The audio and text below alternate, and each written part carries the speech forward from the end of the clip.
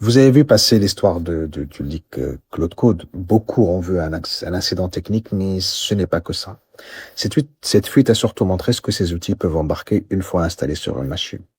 Anthropic, la société derrière Claude justement, a publié par erreur un fichier technique dans une mise à jour de son outil.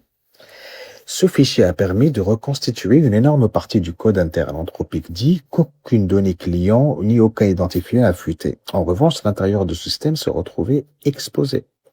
Et ce que les analystes communautaires ont mis en avant est très frappant.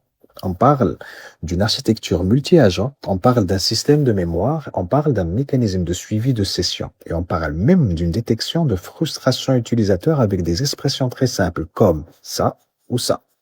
Autrement dit, on n'est pas face à un outil passif, on voit un logiciel qui observe, qui retient, qui ajuste son comportement.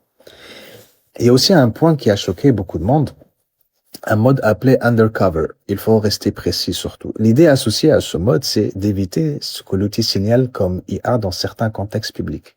Forcément, ça soulève une vraie question de transparence.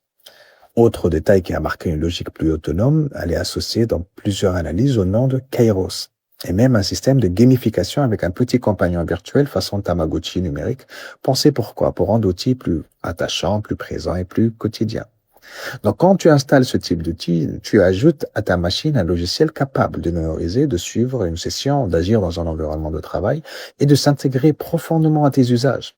Et l'histoire a déjà quitté le Cercle Tech le 2 avril 2026. Axios rapporte que le représentant américain Josh Gottheimer a demandé des explications à Anthropic en invoquant des enjeux de sécurité nationale et de contrôle.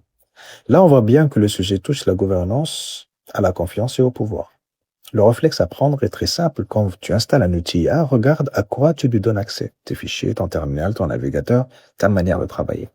Parce que ce genre d'outil ne reste pas à la surface. Il entre dans ton environnement, il s'habitue à ta manière de travailler et il prend progressivement beaucoup de place plus grande que celle qu'on imagine au départ. Voilà ce qui s'est passé. Je suis pas allé dans les détails cette fois. Si vous voulez que je parte dans les détails de tout ça, dites-le moi. Tous.